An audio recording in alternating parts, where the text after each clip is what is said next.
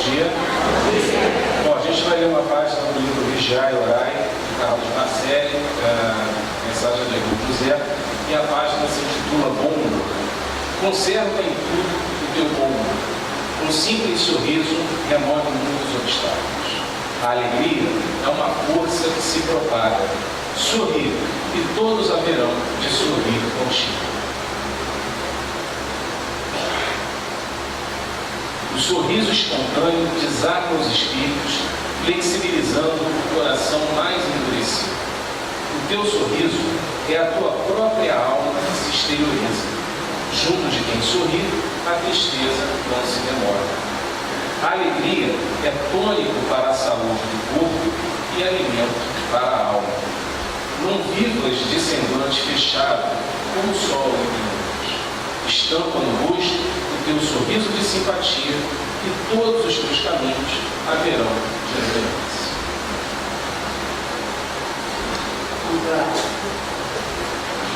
Pai, de infinito amor e bondade, é com enorme alegria que nessa manhã escolhemos estar aqui, essa manhã de Páscoa, buscando nos reunirmos como uma grande e bonita família para assistirmos a Sueli, que tão carinhosamente aceitou o convite, está aqui entre nós, que nesse exato momento ela possa estar sendo envolvida, amparada por seu mentor. E agradecemos também a querida e valorosa equipe espiritual, que desde cedo está aqui e preparou esse ambiente de paz e harmonia a todos nós. Que possamos aproveitar ao máximo esses momentos de estudo, de reflexão. Que assim seja, graças a Deus. Então, seja muito bem-vinda mais uma vez. Pode estar esse pé.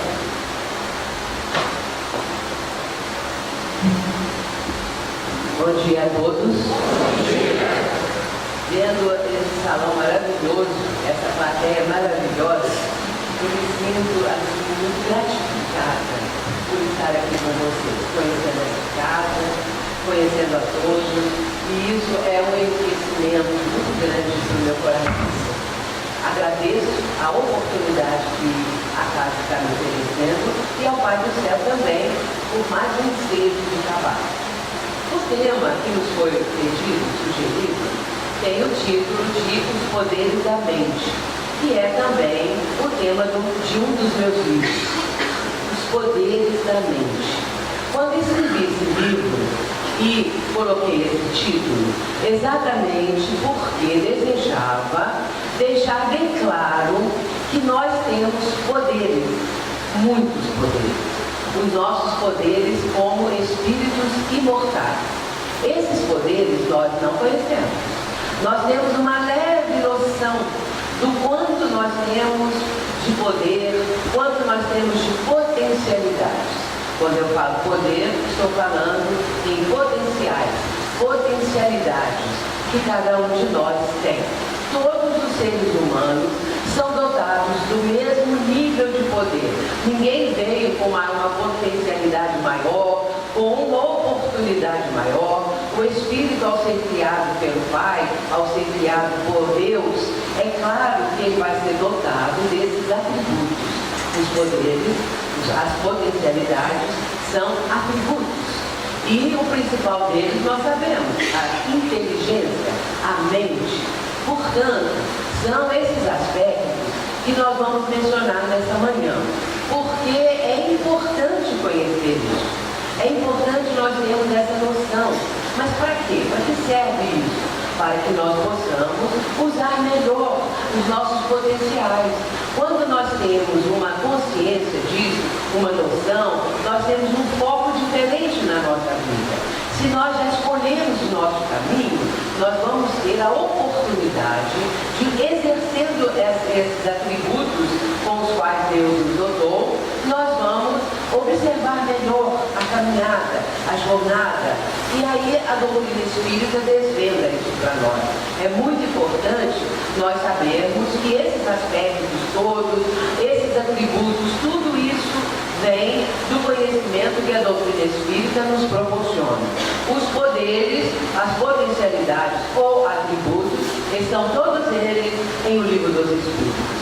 Claro que não dentro de um item específico, um capítulo específico, mas das perguntas que o codificador Allan Kardec apresentava e as respostas da Falange do Espírito de Verdade traziam muitas vezes, tanto a pergunta quanto a resposta, alguma indicação desses potenciais, desses atributos.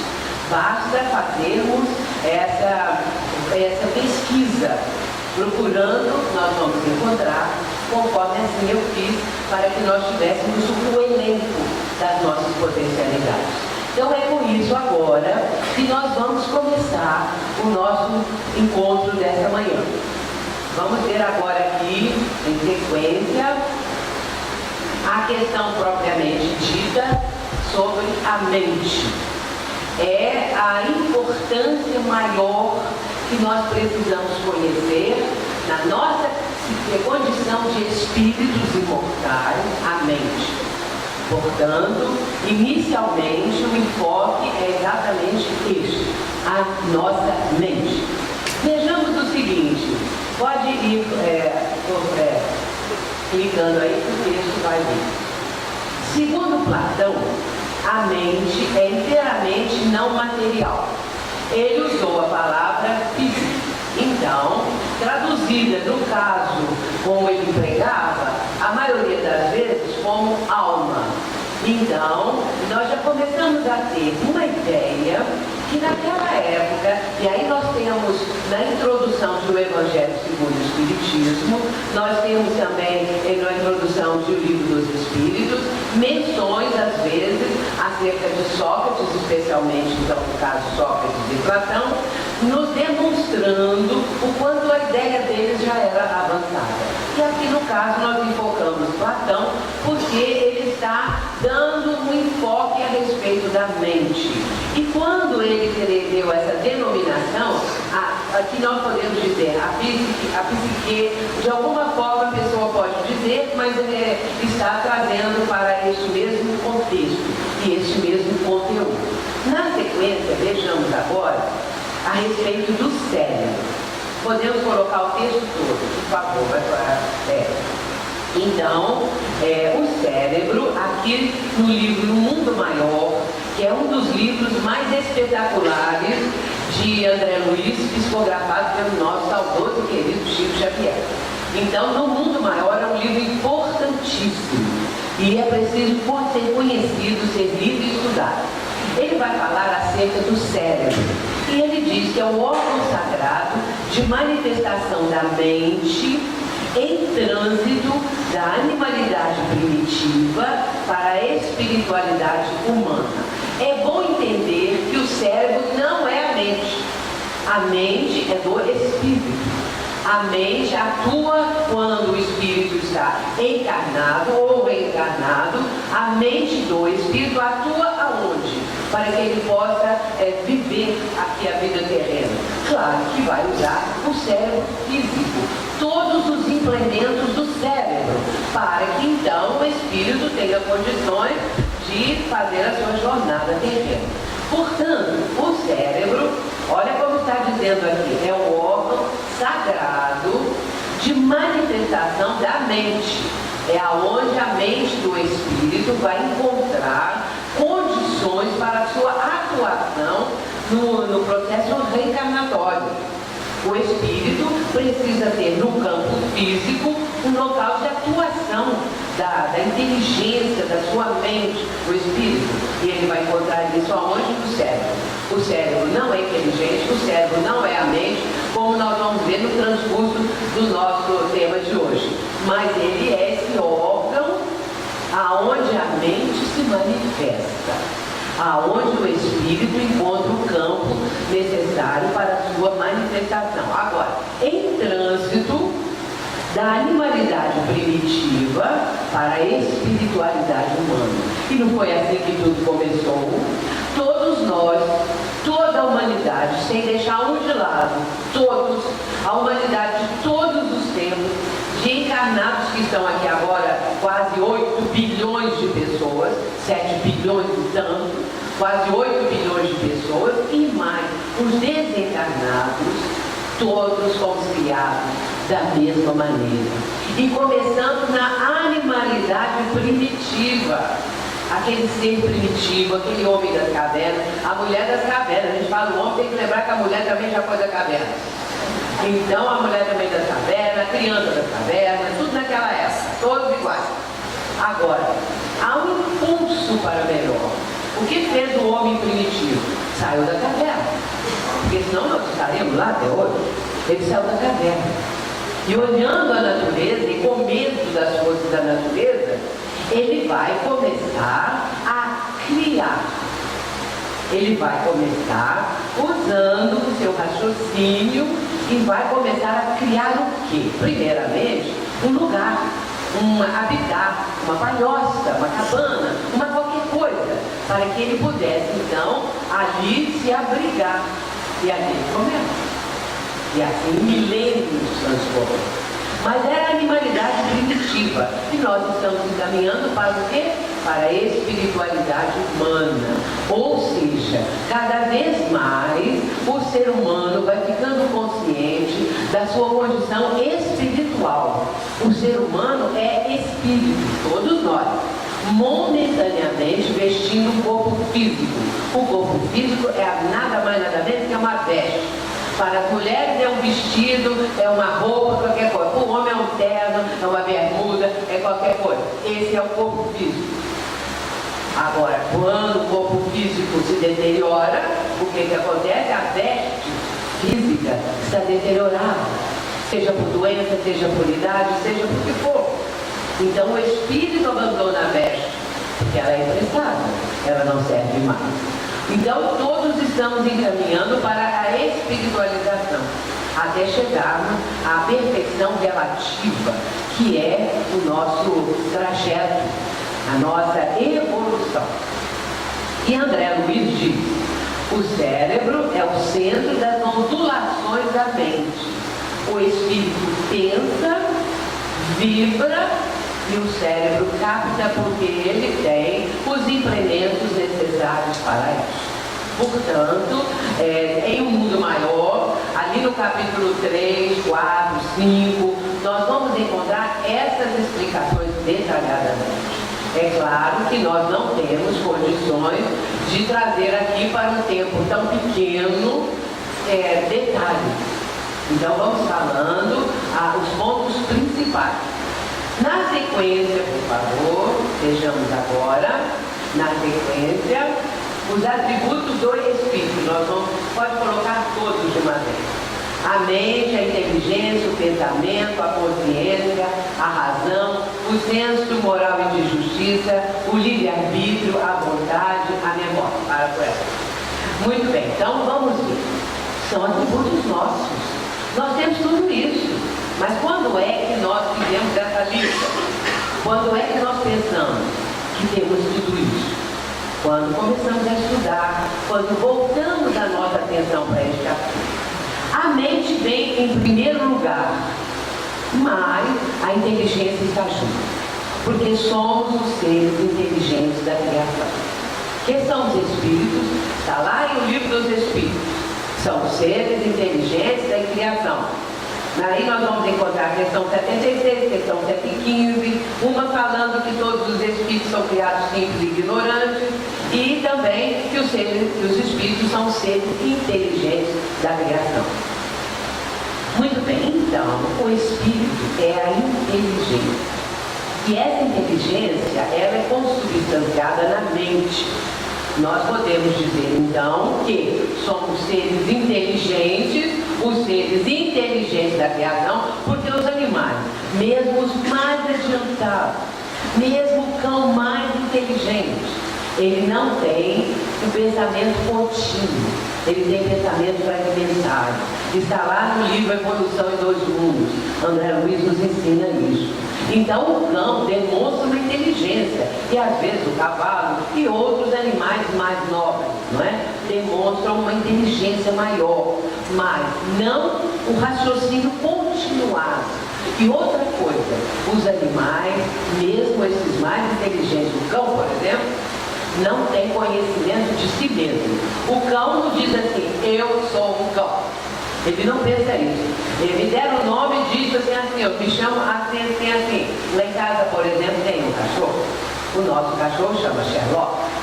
Sherlock lá do Sherlock Holmes. Muito bem, ele é aquele orelhão grande.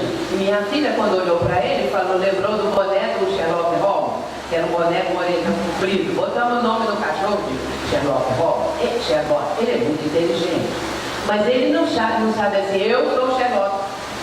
Eu estou nessa casa. Ele não tem consciência que existe como uma individualidade. E individualidade é o ser inteligente da criação, os espíritos imortais que somos todos nós. Muito bem. Agora, a mente produz o quê? O pensamento. Tudo mais é produção da mente. A mente pensa. Quer dizer, o espírito pensa, o órgão que é o cérebro, centro de ondulação da mente, ou seja, das vibrações da mente, e aí então o pensamento se traduz no corpo físico. É isso que é importante nós entendermos, não é? Agora, nós temos algo notável, tudo aqui é notável, a gente vai sempre falar isso, tudo é notável, mas a consciência é uma das coisas mais importantes do espírito imortal. A consciência, ela tem sido estudada atualmente por pesquisadores que querem entender o que é a consciência humana. Eles são os físicos da consciência. Mas eles não conseguem explicar, porque não aceitam Deus, não aceitam a imortalidade da alma, não aceitam a comunicabilidade dos espíritos, não aceitam esses pontos todos, não aceitando o espírito, como que eles podem pensar? Quem é que pensa? Eles acham que quem pensa é o cérebro. Então, morreu, acabou. O cérebro físico se desfaz e acabou tudo. Mas não, o espírito, a alma continua. Então, nesse caso, quem pensa é o espírito. A consciência é do espírito. A consciência é a capacidade de estabelecer padrões morais, juízos de valor. A nossa consciência, ela tem um conjunto de potencialidades tão fantástico, mas tão fantástico, que nós não temos ainda capacidade até mesmo de dizer o conjunto do que representa a consciência. Mas vamos para frente, que mais adiante nós vamos trazer cada um desses mais especificado. A razão, a capacidade de raciocinar. Todos nós temos, não é razão numa briga, não. É razão, raciocínio. Nós raciocinamos. Nós pensamos, mas raciocinamos. O que é muito diferente. Porque nós começamos a raciocinar nossa vida, por exemplo, nossas atitudes, ou o que vamos fazer no minuto seguinte, ou o que estamos fazendo aqui agora, o que estamos fazendo de tarde. Então, nós raciocinamos o que não devemos fazer. Aí entra a consciência, para mostrar os juízos de valor. Então, olha bem como que a coisa tem que trabalhar em conjunto também. Aí vem o senso moral e o de justiça. Porque o senso moral e de justiça faz parte integrante do espírito. É claro que o homem primitivo ainda não tinha o senso moral e o senso de justiça desenvolvido. Porque tudo foi vindo lentamente, no ir e vir dos processos reencarnatórios. No ir e vir. O livre-arbítrio, a capacidade das nossas escolhas, de fazermos opções, de escolhermos. A vontade é outro atributo poderosíssimo. Nós estamos aqui porque todo mundo exerceu a vontade de vir. Nós levantamos de manhã e vamos trabalhar e começa a vida porque nós temos a vontade de fazer isso. E aí vai por aí afora, não é?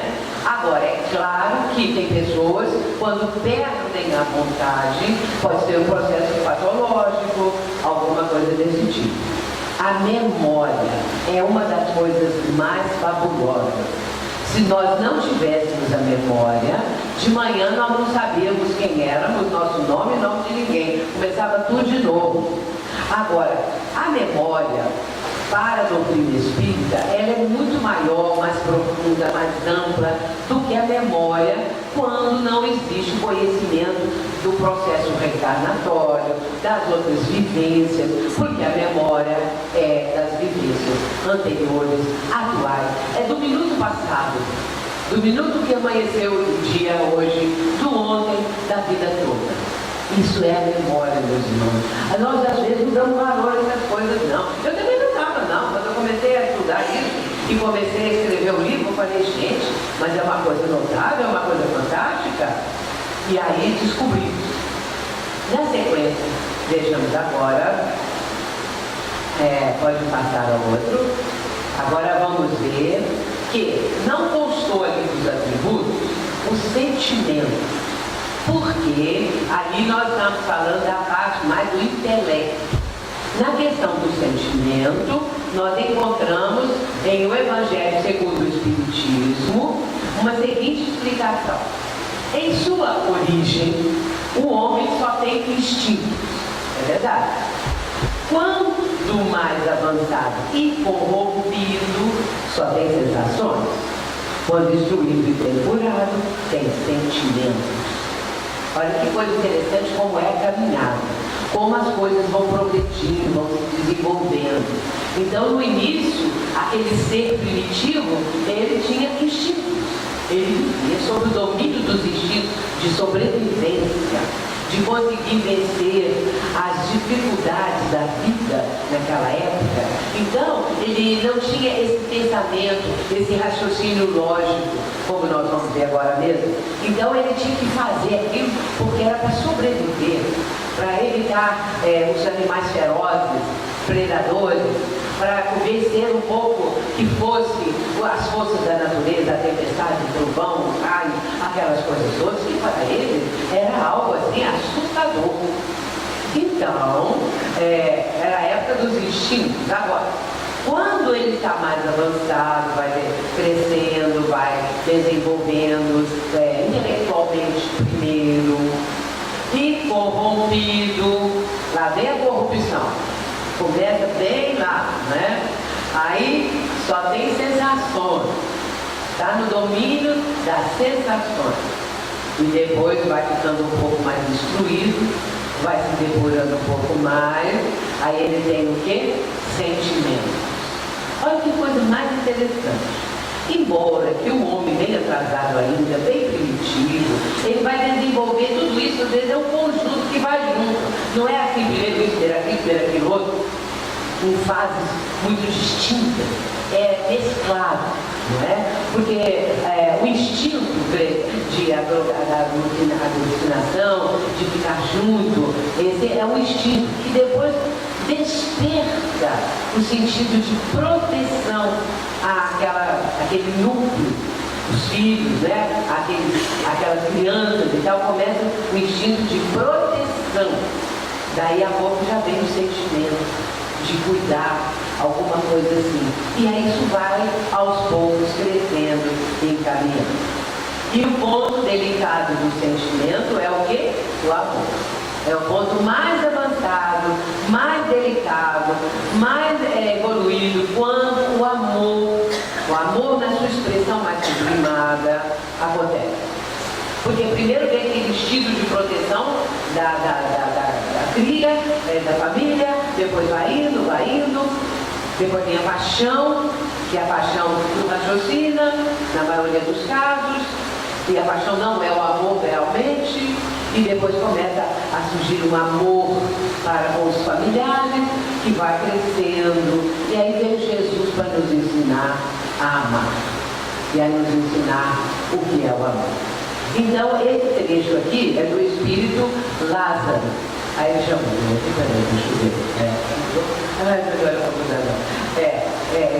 então fica aí agora que eu já vou mudar, tá? Então, depois dessa parte aí do sentimento, agora vem, eu vou passar o outro, tá? Porque nós não tivemos tempo de treinar. Então agora é André Luiz, né? André Luiz ensina. Vamos ver o que o André Luiz ensina. André Luiz ensina tanta coisa, que é um universo de ensinamento. Ainda sobre a mente, né? ainda sobre a mente. Aí ele vai falar assim: a mente é a orientadora desse universo microscópico em que bilhões... Pera lá, eu voltei, mas não é para voltar não, tá? Eu apertei sem tudo, pronto. A mente é a orientadora desse universo microscópico em que bilhões de corpúsculos e energias multiformes se consagram a seu serviço.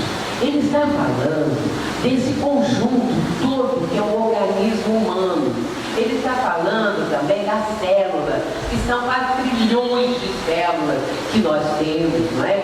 E então esses corpúsculos, uma nomenclatura da época, energias multiformes, nós produzimos energias que não temos nem noção disso, não é? Quando pensamos, produzimos energia, e assim vai por aí afora. Portanto, a mente que orienta isso tudo, é a mente, que é o campo que encontra no cérebro, o campo das suas vibrações. De vibrações no cérebro para que as coisas aconteçam. A seguir, agora passamos para o outro. Isso. Dela emanam, pode colocar todo isso. Dela emanam as correntes da vontade, determinando vasta rede de estímulos. Colocar dentro o objetivo e o subjetivo é obrigada pela divina lei a aprender, verificar, escolher, repelir, aceitar, recolher, guardar, enriquecer, se iluminar, se progredir sempre. É muita coisa. Ainda está faltando, não é tudo assim não. Mas olha bem, a dela, da mente, emanam as correntes da vontade. Tudo tem também a vontade presente, determinando esses estímulos todos. Aí, ela está colocada entre o objetivo. O que é o objetivo? O mundo terreno, o mundo material. E o subjetivo, que é o mundo espiritual. Muito bem, então, ela é forçada, obrigada, pelo próprio condição humana, a, isso tudo que está aqui, primeiro, aprender. Nós vamos aprender. Quanta coisa nós aprendemos. Ainda bebezinho, o bebê já começa a aprender. E vai por aí agora. Então ele está aprendendo. Mas depois, a pessoa, aquela criaturinha que começa a crescer, não é? Vai aprender a verificar. A vida é essa, nós verificamos, olhamos as coisas, olhamos detidamente muitas vezes, olhamos de repente, verificamos. E aí depois de verificar, nós vamos fazer o quê? Escolher. Escolher alguma coisa. O que eu vou fazer, o que eu não vou fazer. Até falar que não vou fazer nada é uma escolha. Ou repelir, não quero saber disso. Não aceito, não quero, não vou, é assim. Ou então vai aceitar. Olha assim como são as coisas muito interessantes. Depois recolhe o aprendizado, o que lucrou com aquilo, o que foi de fracasso, recolheu. Guardou o que é bom, não é? Guarda. E guarda também as coisas negativas para ficar no aprendizado, no arquivo da pessoa, não é? Aí, se for coisa boa, vai se enriquecer de conhecimento e aos poucos vai iluminar até progredir. Progredir sempre. Nós passamos por tudo isso todo dia, toda a vida, toda hora, não é mesmo? Agora, eu ainda digo assim, eu acrescento, assim, tenho a coragem, a audácia de acrescentar uma coisa a André Luiz. A divina lei a aprender. Aí eu colocaria apreender. Porque aprender é uma coisa, apreender é compreender o que você aprendeu. Então, está subentendido, claro. Mas, se a gente colocando assim, eu aprendo, mas apreendo. Eu compreendo aquilo, não é? Então, eu posso aprender e não vou entender nada. Decorar, não saber, não compreender. Então, eu aprendo, apreendo. Compreendo, entendo, e a partir daí verifico, escolho e vai por aí afora. Esses são, meus irmãos, os poderes da mente, os atributos da mente e muita coisa mais que escapa aqui, que ainda a cada um vai sentir, vai saber, vai lembrar, não é? Que também pode estar incluído. Em sequência, está vendo aí que isso é no livro No Mundo Maior, não é? Agora, continuando aqui, agora já é Emmanuel. A mente segundo Emmanuel, que é o verdadeiro sábio. É de uma sabedoria universal, o Emmanuel. As pessoas hoje, depois que Chico desencarnou, largaram muitos livros do Chico, tem tanta novidade sendo lançada pelas editoras, mas olha, é preciso conhecer a base, a codificação kardeciana, as obras subsidiárias fiéis, por exemplo, Leon Denis, Ernesto Bodan, Gabriel Delane, até chegarmos então nas obras psicografadas pelo Chico. E olha como a coisa caminha. Depois vem Divaldo, Ivone Pereira, Raul Teixeira, enquanto ele ainda estava na ativa, essas coisas todas. Então vamos ver o que Emmanuel fala da mente. Deixa aí. Ele fala, estudando-a na nossa posição espiritual, confinados que nos achamos entre a animalidade e a angelitude. Somos compelidos a interpretá-la como sendo o campo de nossa consciência desperta, na faixa evolutiva em que o conhecimento adquirido nos permite operar. Muito bem, então isso está no livro Pensamento e Vida. Vejamos o que ele está dizendo. Ele está dizendo que ele vai estudando a mente, eles estão estudando-a na posição espiritual dele. E aí ele passa para nós. Então, ele vai dizer que nós estamos confinados, ou seja, nós estamos mantidos, vamos dizer assim, entre a animalidade e a angelitude. Naquele texto anterior, eu não falei a respeito do homem primitivo na animalidade, caminhando para a espiritualidade humana. Agora ele está aclarando mais isso. Nós estamos dentro de um estreito, vamos dizer assim, confinados, quer dizer isso, dentro de uma estreita forma de condição de vida, entre a animalidade que ainda temos e a angelitude para a qual nós estamos caminhando. Muito bem, aí ele diz, somos compelidos a interpretá-la, ou seja, motivados, obrigados a interpretá-la como sendo o quê? A mente. Campo da nossa consciência desperta. Na faixa evolutiva, esse pedaço aqui é muito importante, em que o conhecimento adquirido nos permite operar. Muito bem, a consciência do ser humano pode estar adormecida. Na maior parte da multidão, dos quase 8 bilhões de criaturas, uma grande parte tem sua consciência adormecida. A consciência dentro desse padrão de despertar para a realidade, que é um espírito imortal, que é filho de Deus. Então a pessoa está adormecida dentro dessa faixa. A vida para essas criaturas é a vida terrena, é aproveitar enquanto pode. É que muitos estão fazendo aí, né? Se enriquecendo dessa maneira, como nós sabemos, ilicitamente, corrupção, mentira, essas coisas todas, no mundo todo existe isso, mas só aqui no Brasil, embora aqui a gente pensa até que é mais, né? Não sei, infelizmente, mas, bom, aí é só porque muitas vezes o mal faz alarde e os bons são tímidos. Isso está lá em O Livro dos Espíritos, na questão 932, 33 e 34, vai falando sobre a civilização. Muito bem, então, muitas vezes os bons são a maioria, mas não são veiculados, noticiados. O que a mídia apresenta? O lado negativo muito maior tempo do que as coisas positivas. Então nós temos muita coisa melhor, mas a gente pensa que tem muita maldade, muita corrupção em maior escala, mas ao contrário. É que o mal está sendo trombeteado, alardeado. E o bem, poucas vezes, ele é noticiado. Ultimamente, de vez em quando, até que aparece alguma coisa. Muito bem, quando é que a consciência do ser humano desperta? Primeiro, ele está na rotina, ele faz tudo automaticamente. Quando ele acorda de manhã, ele liga o piloto automático e faz tudo como faz todo santo dia, porque aquilo é o piloto automático. Então ele está no automatismo da vida. Mas um dia ele pensa: que é a vida? O que estou fazendo aqui? Qual o sentido da vida?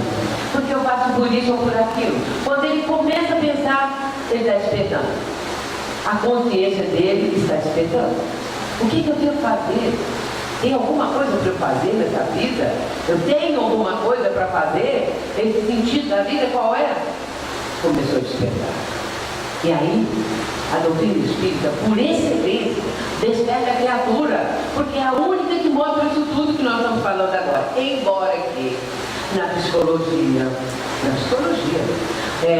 muitas vezes também, até em alguns aspectos da psiquiatria, em outras filosofias também, há uma pergunta, ou muitas perguntas. As perguntas são importantíssimas. O que eu estou fazendo aqui? Qual é o sentido da vida? Aí na filosofia isso também tem demais. A pessoa tem que pensar. Ela é convidada a pensar. Eu tenho que pensar. O que eu estou fazendo? Por que eu estou fazendo isso desse jeito?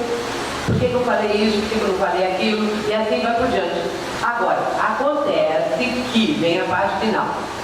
Ela está despertando na faixa evolutiva, ou seja, no degrau evolutivo, em que o conhecimento que esse espírito tenha adquirido nas vidas anteriores e na atual, nos permite operar. Portanto, tudo depende também do grau evolutivo. Tudo depende do conhecimento que a pessoa vai amealhando. Por isso que é importante ler, por isso é que é importante estudar, por isso é que nós temos que pensar. E a doutrina espírita convida o ser humano a pensar. E vamos pensar nisso, que nós temos que pensar. Vamos continuar. Agora, aqui esse é Carl Gustavo Jung, esse simpático que está aí. Ele fala o seguinte, que são 4 funções primárias do ser humano.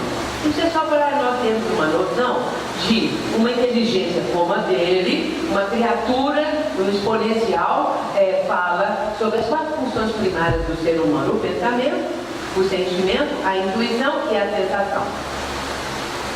É isso que nós estamos falando, nada além disso. Não é só que ele sintetiza.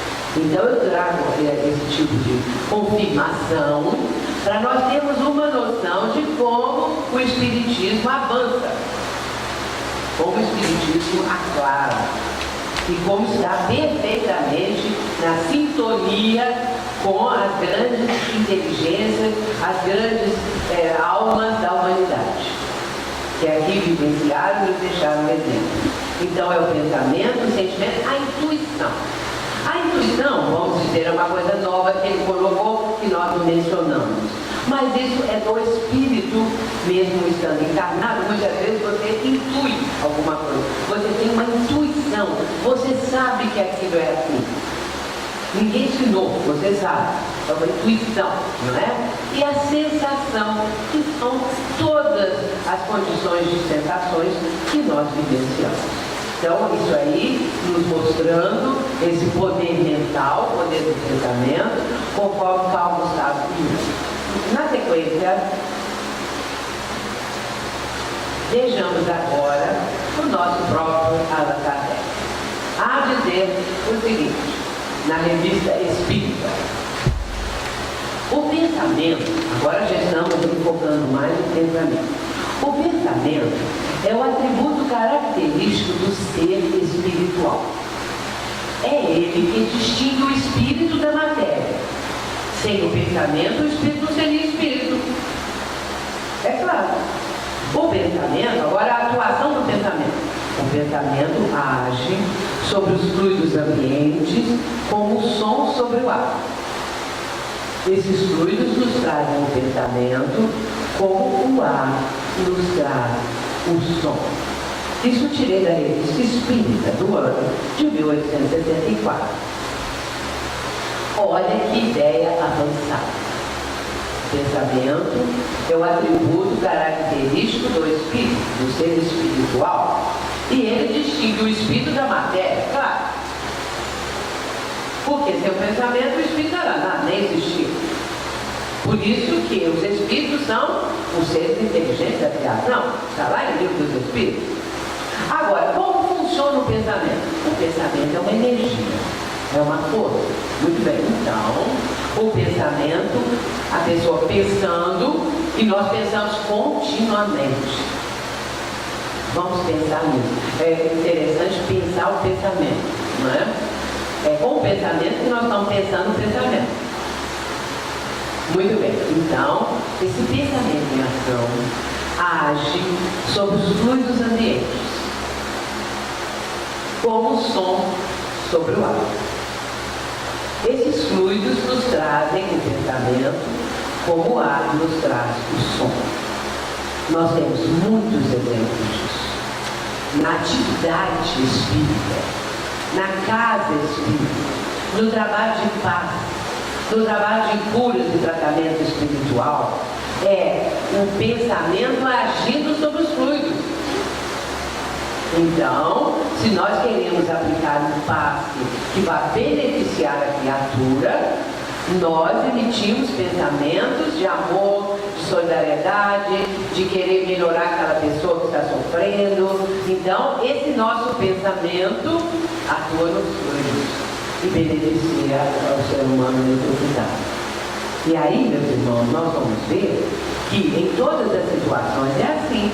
O tal do voodoo, por exemplo, que é uma feitiçaria, aquilo tem força, porque é a força do pensamento. Então, uma pessoa faz um bonequinho daquele representando alguém que quer fazer mal a essa pessoa, e aí o que acontece? A pessoa com aquele pensamento negativo pode passar mal, se ela não estiver sob a proteção da prece, de uma atitude do bem. Porque a pessoa só é atingida por um pensamento negativo, uma energia maléfica, se ela está com o seu mundo interior naquela faixa. Porque se ela não tiver, ela não é atingida. Então, isso nós sabemos, porque nós lidamos com isso na casa espírita, na reunião mediúnica, na vida. Nós sabemos a importância da prece. Agora, nesse momento de crise mundial, o que está acontecendo? Vem nas redes sociais, vamos orar. É necessário orar pelo mundo, pela humanidade, pelo Brasil, é necessário orar. Ou seja, unir o conjunto de vibrações que o nosso pensamento está emitindo em benefício da humanidade. Isso é tão importante. E nós vamos descobrir que fazemos parte disso tudo, não é? Continuando a frase. Vamos ver o ato de pensar. É Joana de Ângeles que vai nos falar a respeito disso. Sendo produto da mente, o ato de pensar não é uma secreção do cérebro. Não é o cérebro que está emitindo o pensamento, falando isso desde o início, mas sim o espírito. Portanto, ela está confirmando que o pensamento é produto da mente e não é uma secreção do cérebro. Não é o cérebro que está emitindo, e sim vem do espírito, ensejando sofisticados processos mentais. Esses nossos processos mentais são muito sofisticados. Se nós começarmos a pensar nisso tudo que nós já falamos até agora, nós vamos ver o quanto isso tudo é importante, o quanto é sofisticado, o quanto é notável, não é? E aí, com respeito a essa questão ainda da força mental, Emmanuel, ele diz assim, ele vai falar isso no livro Fonte Viva, no capítulo 149. Ele fala assim: nossos pensamentos são paredes em que nos enclausuramos. ou asas com que progredimos na ascese. Nossa vida íntima, nosso lugar. Recorde e enxergará o limite de tudo que existe. Expande-te e encontrará o infinito de tudo que existe. Então vejamos, meus irmãos, a profundidade desse pensamento de Emmanuel que está lá no Fonte Viva. Isso não está nos slides, não. Então, pode botar aspas. Nossos pensamentos são paredes em que nos enclausuramos. Quando é que o nosso pensamento vai erigir uma parede, uma cela para nós? Quando o nosso pensamento é voltado só para nós. Coisas egoísticas, coisas que de benefícios para os outros e benefícios para nós. Então nós nos enclausuramos desse tipo de pensamento. Aí são paredes em que nos enclausuramos, ou asas com que progredimos na ascese. Ascese quer dizer ascensão. Quando nós abrimos o nosso processo mental, expandimos, nós criamos asas, figuradamente, de libertação. Por isso que ele fala para o leitor, está falando para o leitor, recorde, ou seja, voltado só para dentro de si mesmo, e enxergarás o limite de tudo que existe. Expande-te, ou seja, expande o seu pensamento e encontrarás o infinito de tudo que existe. Então, nosso pensamento, ele nos aprisiona, dependendo do nível do pensamento.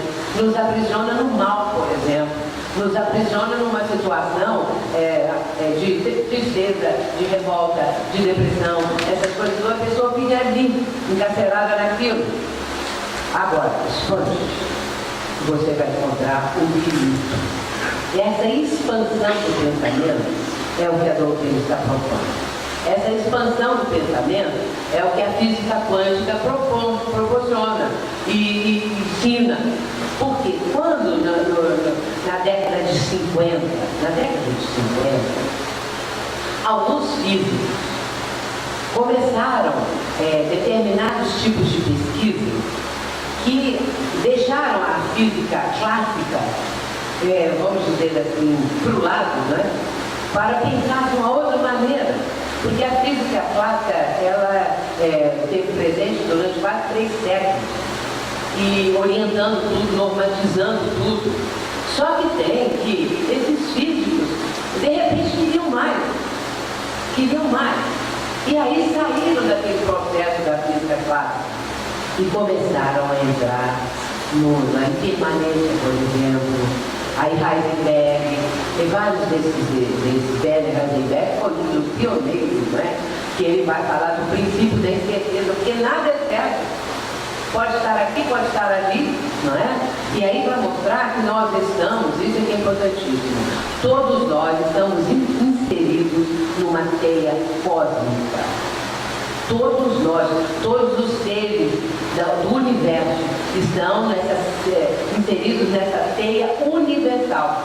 Porque todos começamos da mesma maneira, todos somos feitos de igual forma, e não falando do espírito, ele. Imaginemos falando do espírito imortal, falando dos mundos habitados.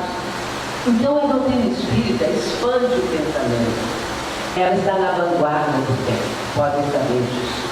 E aí Emmanuel, numa outra obra dele, que é Roteiro, outro livro sensacional, eu citei aqui já Pensamento e Vida, de Emmanuel, citei Fonte Viva, agora estou citando Roteiro.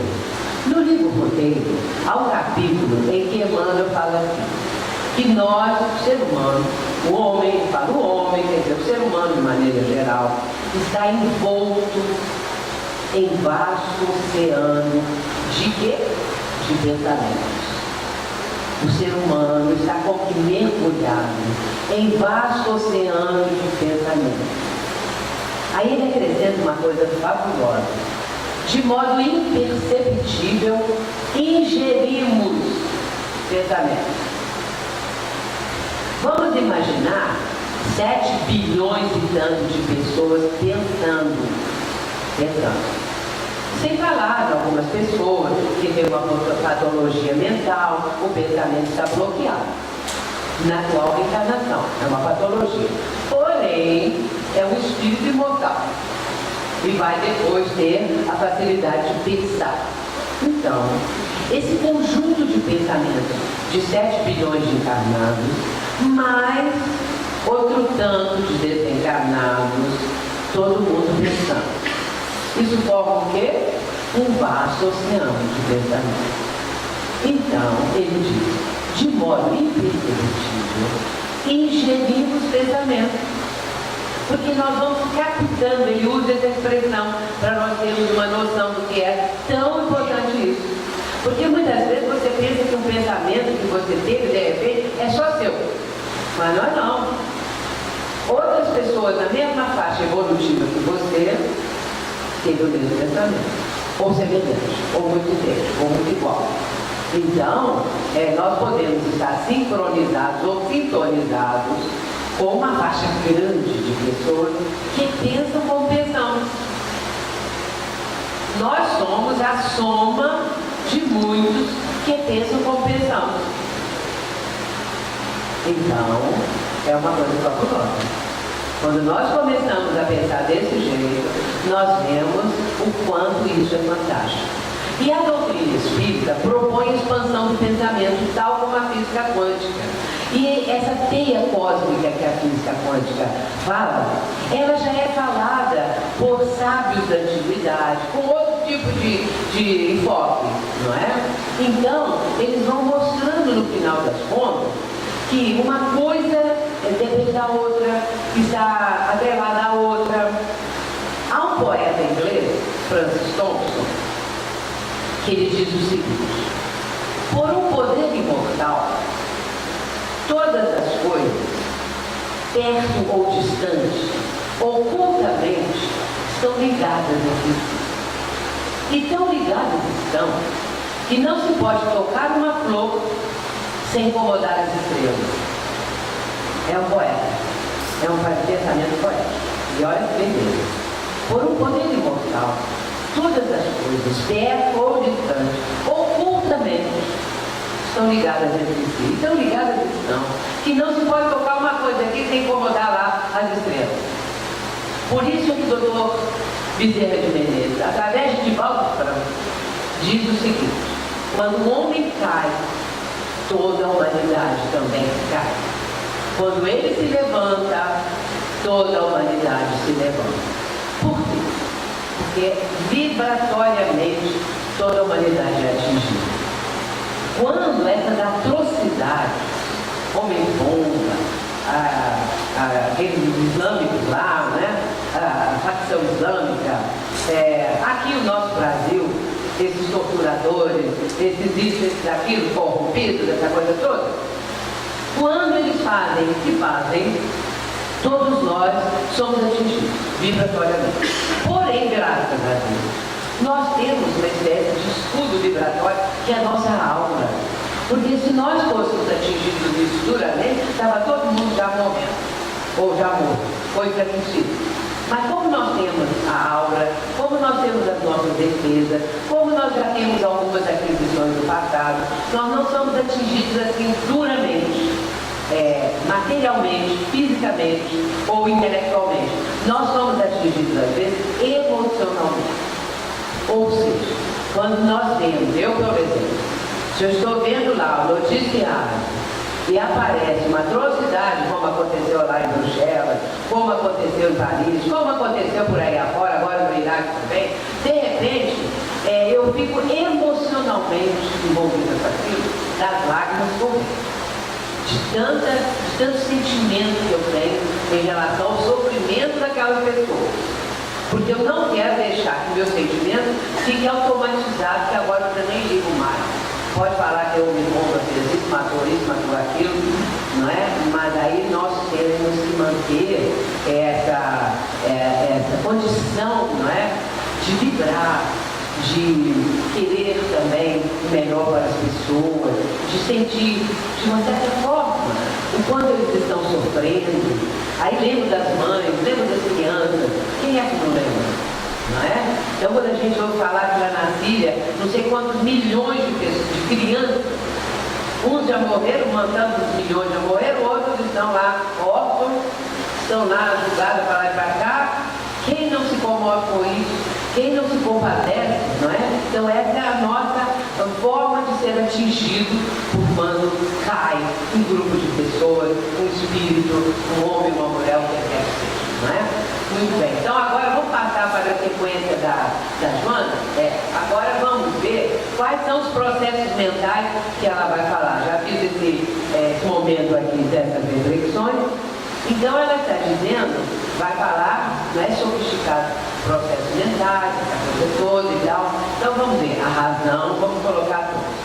O discernimento, o raciocínio lógico, a capacidade de apreensão, a memória e todo o nosso potencial que culmina. Não, eu já estou na Joana. Volta para trás, por favor. Não está saindo de grana, desculpe. Eu estou vendo ali ele colocando outra coisa. São essas coisas misteriosas do computador que eu não Muito bem, então, ela está colocando aqui alguns atributos nossos, alguns potenciais, né? A razão, ou seja, a nossa capacidade de raciocinar.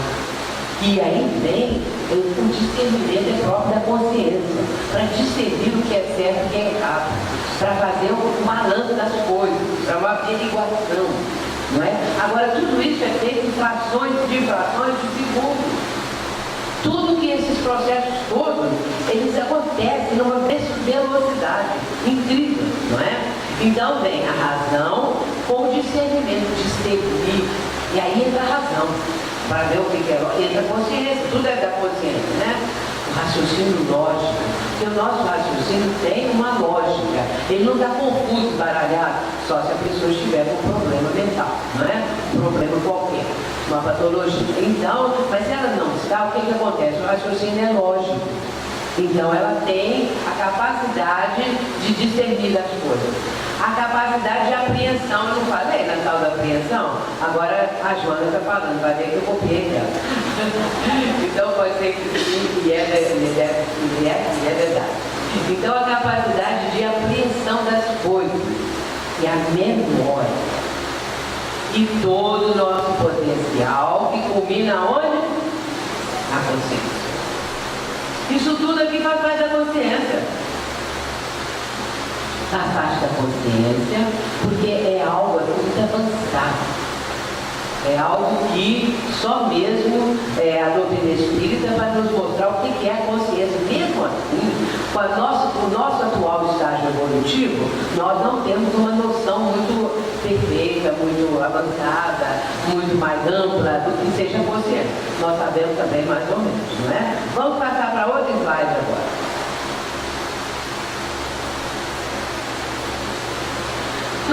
Agora, aqui estou eu fazendo aqui algumas conclusões, não é? Todo esse cabedal pertence ao espírito imortal. Cessada a vida física, a alma permanece com todas as suas potencialidades. O cérebro material se desfaz na lei natural da morte. Em pouco tempo, nada mais resta da veste corporal. Mas, pairando acima desta, prossegue o espírito, a sua infinita trajetória evolutiva. E é assim. É isso mesmo que acontece, não é? Então, nós estamos verificando que a trajetória evolutiva abrange tudo isso aqui. Mas aí tem mais coisas. Estou querendo olhar os horários, que agora mesmo nós vamos fazer um intervalo. Muito bem, mas já vamos passar para outro slide. Esse aqui é só uma conclusão, uma confirmação. Vejamos agora, André Luiz, que vai nos falar, essa é a suposta imagem de André Luiz. Não tem certeza também não, né? Quem fez isso e é divulgada, mas não totalmente certa. Nos fundamentos da criação, diz André Luiz, vibra o pensamento imensurável do Criador. E sobre esse plasma divino, vibra o pensamento imensurável da criatura, a constituir-se no vasto oceano de força mental em que os poderes do Espírito se manifestam. Isso está no livro também notável de André Luiz, Mecanismos da Mediunidade. Ele está dizendo que, para entendermos a criação universal, que na base disso tudo, nos fundamentos da criação, vibra o pensamento incomensurável do Criador. Porque o pensamento divino criou isso tudo e cria eternamente, constantemente. Deus é eterno, nós não somos eternos, nós somos imortais. Eterno, quem não tem princípio nem fim, não vai ter fim, é Deus, só Deus. A nossa mente não consegue conceber vamos dizer, um ser, vamos dizer assim, embora que Deus não é um ser. Tem que lembrar, ele não é um espírito, não é um ser, é espírito, diferente de tudo. Nós não temos condições de avaliar o que é Deus. Muito bem, então André Luiz está dizendo que se toda a base da criação, no fundamento da criação, está o quê? Vibra o quê? O pensamento imensurável do Criador. E aí ele fala que isso é o plasma divino. Aí vibra o pensamento mensurável da criatura, a constituir-se no vasto oceano de força mental em que os poderes do Espírito se manifestam. É aquela parte que eu falei, que nós produzimos pensamentos, que somos 7 bilhões de pessoas pensando e outros tantos de desencarnados, todos pensando nos outros mundos e tudo. Então vibra o pensamento das criaturas criadas por Deus, dos filhos de Deus. Aí nós sabemos que existem espíritos, nesse livro mesmo, Mecanismos da Mediunidade, André Luiz vai nos esclarecer dos espíritos que são os co-criadores. Que o Pai do Céu confere a espíritos que já estão nessa evolução, que também não temos nem condição de avaliar, de serem co-criadores. Porque Deus cria a matéria cósmica primitiva, o fluido cósmico universal. Muito bem. Então, espíritos co-criadores vão criar as estrelas, as galáxias, os mundos, a partir do material, digamos assim, entre aspas, criados por Deus. Então, a base de tudo é o pensamento divino, a criação divina, a matéria cósmica universal, o fluido cósmico universal, que é espíritos, assim como é explicado que Jesus é o governador espiritual do planeta. Quando da nebulosa solar se desprendeu um grande volume de uma massa, Jesus vai co-criar, então, o nosso planeta. Já de uma coisa que já existia, que era a nebulosa solar. Então, a partir daí, Jesus é o governador espiritual do planeta e tudo sob a condição evolutiva dele foi criado aqui para nós, no nosso planeta. Mas foi criado, porque o Criador é Deus. Tudo vem, não é, dessa criação divina. Então, aí, no caso, na criação divina, vibra o pensamento da criatura, dos seres criados por Deus.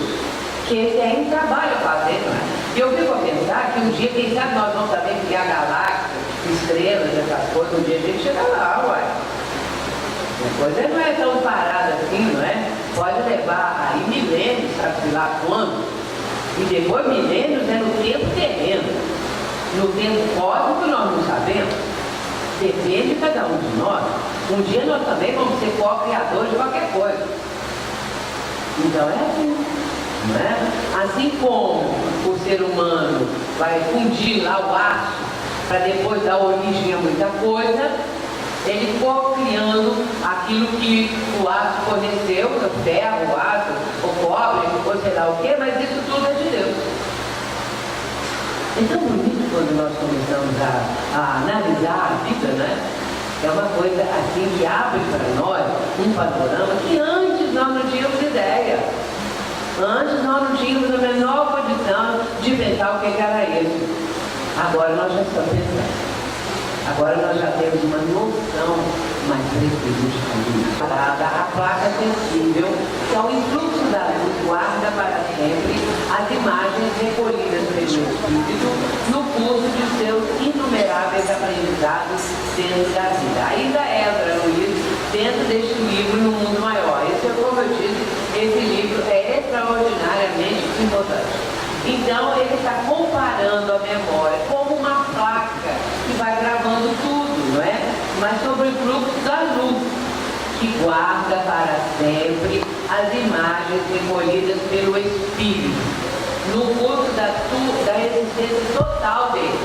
Tanto encarnado quanto desencarnado, nada escapa à memória, vai sempre gravando. Então, nós temos que ter essa noção, porque quanto mais nós entendemos que tudo está gravado, mais cuidado nós vamos ter com os nossos pensamentos, com as nossas atitudes, com as nossas ações, porque no passado já cometemos erros, especialmente falando do meu caso, sempre cometemos erros. Agora é hora de acertar o passo, não é? Agora é hora de conseguir superar. Então, a memória vai gravando isso tudo. Na sequência, Leon Denis vai falar agora sobre a memória. A memória é uma modalidade da consciência. Olha bem o que ele está falando.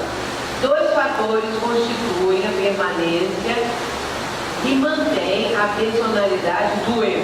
2 fatores. A memória e a consciência, que alternam períodos de eclipse ou esplendor, de sombra ou de luz, no estado celeste ou terrestre, e mantém, e nesse durante a vigília, no estado celeste ou terrestre, e neste durante a vigília ou estados de sombra. Isso é um livro imperdível, um dos mais lindos livros que eu já li nessa vida. O Problema do Ser, do Destino e da Dor. Para mim, é um livro incomparável. E, assim, um dos mais importantes e belos que eu já li. É um livro de filosofia belíssima, espiritual, não é? Bastante espiritualizado. Então, nesse Problema do Ser, do Destino e da Dor, ele já está confirmando que a memória e a consciência, elas constituem, né? Mantém, aliás, a personalidade do ser, do espírito. A memória grava, mas na consciência fica tudo também retido. A consciência, ela tem a memória nela. Então, aí, as duas estão juntas, unidas, é uma coisa só, não é? Vou agora para frente, um pouquinho, outro slide, na sequência. Agora o nosso querido Hermínio Miranda, que é um extraordinário autor de muitas obras espíritas, desencarnado há pouco tempo, e uma criatura fantástica. Ele diz assim: nossos arquivos mentais são inconcebivelmente mais vastos do que suspeitávamos, porque há neles um dossiê completo para cada existência na carne. Ali estão perfeitamente arrumados, classificados e à disposição do ser humano todas as suas vivências, todas, do suspiro ou sorriso até as agonias da mais terrível tragédia. Portanto, tudo, meus filhos, fica gravado. Nada fica perdido, nada escapa a esse gravador inexorável. Nada escapa. Então, está tudo como ele diz ali. Agora, na nossa memória, isso tudo fica como um dossiê, não é? Agora, tudo classificado, tudo arrumadinho. Tanto é que quando a gente quer lembrar de alguma coisa, não vem baralhado, não. Você lembra. Agora, às vezes você fica com uma ideia e você fala assim, olha, está aqui na beiradinha, está na ponta da língua. Às vezes a pessoa fala assim, mas eu não me lembro, não consigo me lembrar. Aí você espera um pouquinho, volta aqui. É que tem que consultar o arquivo, não é? Então a gente quer, já pudou lembrar de coisas às vezes, você não fala nelas, ou não lembra delas há muito tempo. Então, de repente, aquilo vem. E uma vez eu fiquei com um nome que eu queria me lembrar, e não me lembrava. Durante o dia, eu fiquei com aquela ideia. Eu queria lembrar aquele nome, que era o nome de um cantor. Agora vocês vejam só, que eu gostava muito da letra da música dele, e não lembrava. Aí eu vou para Mediúnica. Quando eu estou concentrado na Mediúnica, o que vem na minha cabeça? O nome do cantor. Não era bem hora, mas ele veio. A memória não sabia que tinha que ter um horário próprio para isso, né? Aí veio, não é? Mas aí não me atrapalhou muito, porque não era coisa assim relevante, né? Aliás, era relevante, mas não era prejudicial. Muito bem, então, a memória tem de repente aquilo aflora, não é? Muito bem, então, continuando.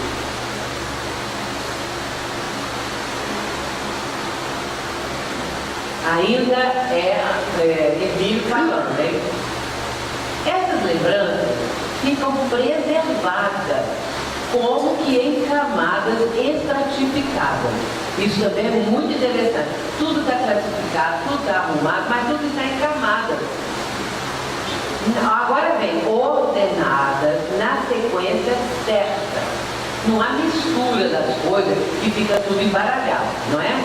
Na classificação adequada para a eventual consulta, como uma fita ou um disco de memória de computador. A fita da vida atual é de acesso mais rápido, claro, fácil e de resposta praticamente instantânea. Entretanto, nós sabemos que pessoas, às vezes, não se lembram do que aconteceu ontem, mas lembram do que aconteceu há 30 anos atrás. O importante é lembrarmos o que aconteceu ontem e o que aconteceu 30 anos atrás. Né? Então, às vezes, por um bloqueio qualquer, idade, doença, qualquer coisa, a pessoa começa a perder a condição de memorizar o que aconteceu atualmente. Mas lembra do passado, porque aquilo já estava classificado há muito tempo. Não é? Ou então, ela lembra agora e não lembra do passado. Então, essas coisas variam muito. Não é? E nós sabemos dessas, hoje em dia, as doenças todas, né? Antigamente nós falávamos assim, a pessoa está esclerosada, ou então com outros tipos de nomes também. Hoje se fala que ela está com Alzheimer. Então, esse Alzheimer, ele se apresenta de diferentes maneiras. Uma senhora conhecida da minha família, que morava numa casa com a filha, de vez em quando ela falava assim, eu não gosto dessa casa, eu quero ir para a casa da fulana, a filha com a qual ela estava. Então eles arrumavam ela todinha, botavam a bolsa na mão dela, fazia 2 quarteirões, que ela andava bem, andava 2 quarteirões. Agora você está chegando na casa da fulana, era onde ela morava. Aí quando ela chegava, bolsa na casa da fulana. E aí entrava e ficava feliz. De vez em quando tinha que dar esse passeio, porque ela achava que estava longe da tal da filha, que a casa não era aquela e tal. Então, essas degenerações dos mecanismos da mente, não é? Por um processo patológico, pode ir se agravando cada vez mais. Então, é muito importante manter uma ginástica mental, ler muito, não é? Manter a mente ocupada com essas coisas todas, para que nós possamos ter algo mais saudável. E a doutrina nos ensina muito isso, não é? Esses estudos, eu ouvi agora mesmo aqui, quantos grupos de estudos, quantos livros estão sendo estudados nessa casa. No meio espírita, atualmente, para viagens que eu faço pelo Brasil todo, também fiz muitas viagens no exterior, agora não estou podendo ir mais, devido a problemas de saúde. Mas aqui no Brasil, hoje em dia, no movimento espírita, estuda-se mais, mas não ainda o suficiente. Então é preciso estudar mesmo, não é? E uma coisa que às vezes falta é o estudo do Evangelho de Cristo. Porque às vezes a gente estuda muitos outros livros, muitos outros autores, mas não nos detemos no Evangelho. E aí, no caso do Evangelho, temos o Evangelho segundo o Espiritismo. Mas tem o Evangelho segundo o Espiritismo, conforme o próprio Allan Kardec explica na introdução, que ele colocou ali a parte moral dos ensinamentos de Jesus. Porque foi aquela que menos influência sofreu, alterações, modificações, interpolações. Então, ele preferiu Jesus, que são realmente a base de tudo. Porém, quando nós estudamos o Novo Testamento na parte da Boa Nova, propriamente, da vida do Cristo, aí sim, nós temos uma visão mais ampla, não é? Então é muito importante estudar as obras correlatas, porque isso nos enriquece, nos ajuda na vivência. Nesse mundo de hoje tão complicado, o que está faltando? Jesus. O que está faltando? O Evangelho. Vivido, vivenciado, não é mesmo? Então, se o Brasil é o coração do mundo, somente será a pátria do Evangelho se este Evangelho estiver sendo vivido e cumprido por cada um de nós. Então, essa é uma mensagem que eu recebi de Eurípides Passanutto há muitos anos, que até está no momento no YouTube, está no Facebook, a mensagem, ela tem o título de Mensagem de Esperança, é uma mensagem de Eurípides Passanutto, que eu psicografei, vejam vocês, 1983. Ela é tão atual, parece que foi escrita ontem, para esse momento que nós estamos enfrentando. Então, no final, ele fala: se o Brasil é o coração do mundo, somente será a pátria do Evangelho, se este Evangelho estiver sendo sentido e vivido por cada um de nós. Então, é preciso sentir o Evangelho e viver o Evangelho. Aí sim, um dia aqui será o coração do mundo e a pátria do Evangelho, não é mesmo? Dando continuidade, aqui ele já fala, né, que a vida da vida atual já serve mais rápido. Na sequência, vamos ver aqui, Kardec falando sobre a vontade. A vontade é o pensamento chegado a um certo grau de energia. É o pensamento transformado em força motriz. Pela vontade, o espírito imprime ao corpo movimento num determinado sentido. Se tem força de agir sobre os órgãos materiais, quanto maior não deve ser sobre os elementos fluídicos que nos rodeiam. Isso também está na Revista Espírita 1864. Então, o pensamento, como diz aqui, não é? A vontade, aliás, é o pensamento que já está num certo grau de energia, impulsionado pela vontade da pessoa. E então, ele compara que esse pensamento é transformado numa espécie de força motriz que impulsiona